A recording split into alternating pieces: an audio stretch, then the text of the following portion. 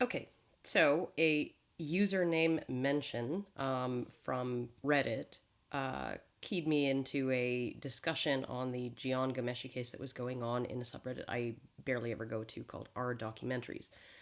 And I was interested because I'm interested in those kinds of discussions. So I went and I read some and I left a comment. Um, Somebody had said that this particular case was not necessarily about consent.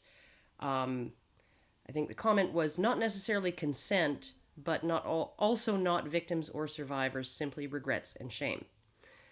And someone else commented, there's no such thing as not necessarily consent. It's either there was consent or there was not. There is no gray in that.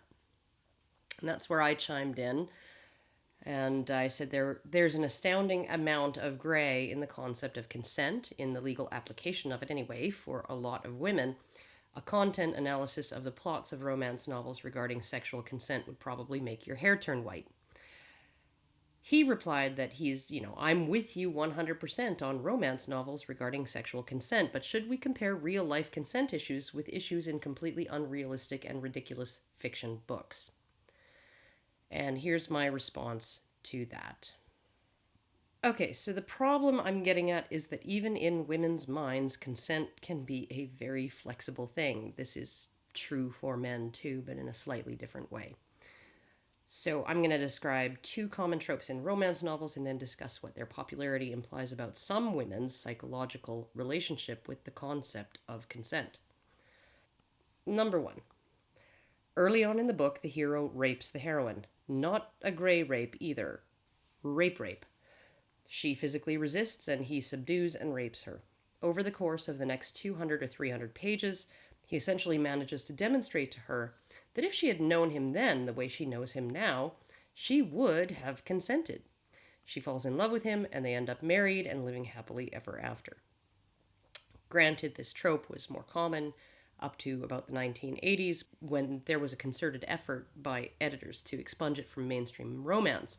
It now mostly exists in more heavily eroticized subgenres of erotica and erotic romance. It still exists there because there's a very loyal and enthusiastic market for it. Scenario 2. The hero ravishes the heroine. Like the trope above, she physically resists him and he subdues and rapes her. The difference is that in her own internal narrative and in the privacy of her own thoughts, without her bothering to tell him, at some point prior to penetrative sex, she changes her mind and consents. Now, keep in mind, the man is still, in this scenario, a rapist. He believes he's forcing her to have sexual intercourse against her will, and he's willing to do it. Of course, the sex is so mind-blowingly, multi-orgasmically good for her, she doesn't even really think about any of that. And for the hero, her many room-soaking orgasms are proof enough that she just really wanted it, and that he did the right thing. So they fall in love, get married, and live happily ever after. Now, here's a third scenario from real life. Uh, the gist of a blog post I read some time ago on Jezebel, of all places. The feminist writer told the story of how she met her husband. They hooked up while she was, in her words, way too drunk to consent. But in the morning, she woke up and liked the guy she woke up next to. And rather than thinking I would never have consented to sex with this guy if I hadn't been drunk, she was just suddenly okay with it. And of course, he did what she wanted. He asked to see her again. He actively sought a relationship with her. So, of course, she also wasn't thinking a week later, I would never have consented to sex with this guy if I'd known he was just going to blow me off. So he raped her own words, but over the course of the next weeks or months, convinced her that she would have consented to sex with him even if the circumstances had been different. She fell in love with him, they got married, and are allegedly living happily ever after. Now, these three examples, two from fictional tropes and one from real life, demonstrate women playing fast and loose with the concept of consent. In fact, it seems that the sole determinant in such cases as to whether she consented or not was not her state of mind prior to and during the sex act, but her state of mind afterwards. In scenario one, a very obvious rape, it became not rape based on the woman's recalibration of her feelings toward the man. Similarly, in scenario two, a gray rape became not rape based on the woman's feelings about the sex and what occurred afterward between the two parties. In scenario three, again, a very obvious rape became not rape because he turned out to be someone she would have had sex with while sober, and he didn't blow her off. Now, consider how common these tropes are in romance fiction and how ubiquitous they seem to be in real life. I mean, considering all the drunk sex going on, technically, nearly all sexually active women have been raped, and nearly all men are rapists, including myself being a victim, and several men I've slept with being rapists. The women in all three scenarios decided it wasn't real rape, wasn't rape, because they were happy with the outcome. That's it. That's all. Now consider if that blogger at Jezebel had woken up next morning to next to Ron Jeremy's uglier cousin, or imagine if he had left the next morning and never texted or called her again. How would her feelings after the fact have affected her decision to essentially let him off the hook for raping her? Would she have marched herself to the Title IX office and reported it as an assault? I mean, he raped her. Her own words. And in this case, because she enjoyed the experience and was satisfied with the outcome, she ended up not charging him with the crime that he committed, but marrying him. These three scenarios alone tell me that consent, in terms of contemporaneous agreement to the sex that is happening and is about to happen, has a very loose relationship with many women's feelings of violation or having been actually victimized. And if women are able to not only relate to fictional characters who can, in essence, grant consent to sex retroactively, even in cases when they were violently resisting the sex at the time it was happening, not only that, but also write about how they themselves have done similar things, retroactively granted consent to sex. What do you think that might mean when it comes to the question of women revoking consent retroactively? There's another common trope in romance fiction, particularly historical romances, but sometimes in contemporary ones as well, where the heroine initiates sex with the hero. In historicals, she's maybe a virgin, spinster on a farmstead in Georgia, and the man is an exciting city boy who's just passing through. Or she's a frontier widow who hasn't known the touch of a man in just so long, and he's a marshal staying in her boarding house while recovering from a gunshot wound. He tries to talk her out of it, but she insists. She wants to know what it's like to be a real woman, or she wants to feel the touch of a man's skin on hers after so long sleeping in a bed alone. She pressures him into it. She throws herself at him, insists over and over that it's exactly what she wants. And the next morning, she's angry at him because she knows he's not sticking around. He's just passing through. There's no possibility for a long-term relationship, and as such, by agreeing to sex with her, he violated her. By consenting to sex, he violated her. He took advantage of her. He should have known she was emotionally vulnerable and that she'd change her mind in the morning, and he should have said no. Revoking consent retroactively is also a common trope in romance fiction. I highly doubt, however, that any of the feminists at Jezebel, even if they have engaged in such a thing, will ever be writing about it.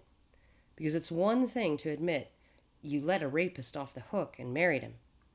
It's quite another to admit that you wrongfully accused a man of rape. So that was my comment. And my question is, how do you deal with this mess, right? When the rape statutes are based entirely on the concept of consent, based on contract law, essentially, based on contemporaneous agreement to participating in a given act, to contract to participate in a given act.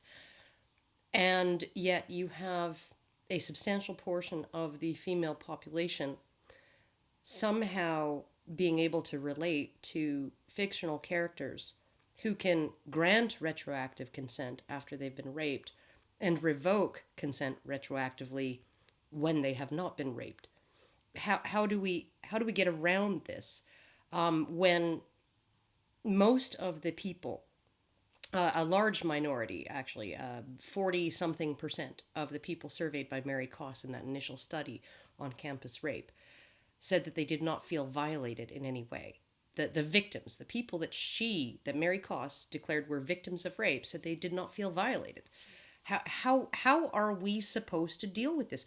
Because the purpose of the law is to give people a standard of behavior that will keep them on the right side of the law. It is to lay out in real terms what behaviors are acceptable and what behaviors are not. The statutes say if a man gets consent, it's okay to have sex.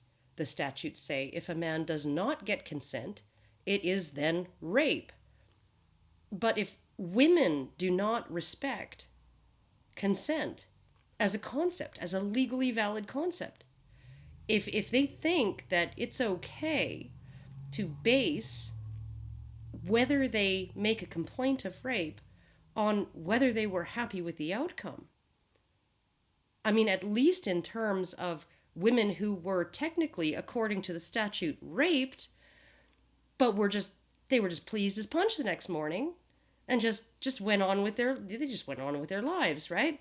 You know, these women, in their interpretation of what happened to them, being so loosey goosey, loosely attached to the entire idea of contemporaneous consent, they are, I mean, they're their own worst enemies. I don't understand how the law can even apply when women are not willing to apply it. When somebody rapes you, right? If you think that, if you're like drunk out of your mind that you cannot legally consent to sex, then I don't care how happy you are in the morning that you woke up next to the, football captain and he actually wants a relationship with you, right? I don't care how pleased you are with that. I don't care whether you enjoyed it or not. It was still rape. He still broke the law. How are men supposed to know what behavior is acceptable and what behavior is not when you have women's behavior muddying the waters so much? That is my question. And anybody who has an answer for that, or any suggestions to that end, I would invite you to leave them in the comments. Because this just seems to be a conundrum that is going to be just like, the answer is not to define more and more and more and more things, more and more activities as sexual assault or rape. That's not going to help, right? Because if women don't feel violated by it, they're not going to report it. And if women don't feel violated by it, men aren't going to believe it's wrong. I can't stress this enough. Anyhow, that's all I got to say about that for today. And hopefully I will have some helpful comments in the comment section. I'll see you all later.